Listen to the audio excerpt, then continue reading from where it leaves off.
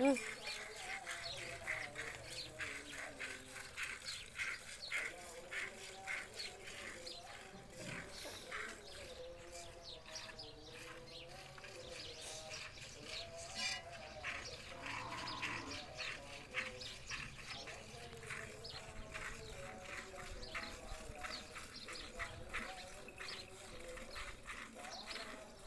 कितने मिनट हो गए?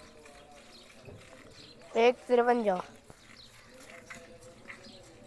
कर नहीं बंद। नहीं नहीं, चल फिर 2:15 पे ब्रेक ला ले। ठीक 2:15 ते ब्रेक ला ली।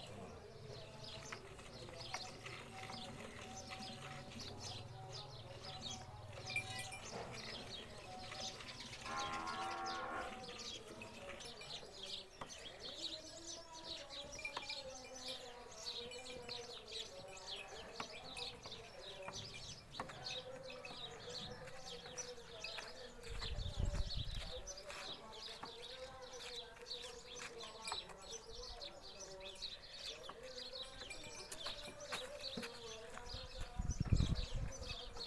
चल बस ब्रेक ला।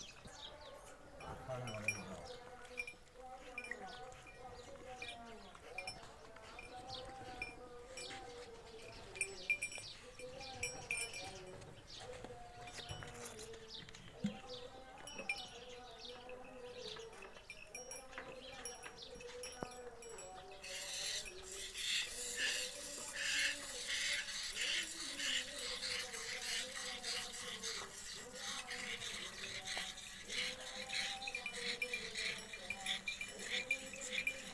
टोटल कितने मिनट हो गए?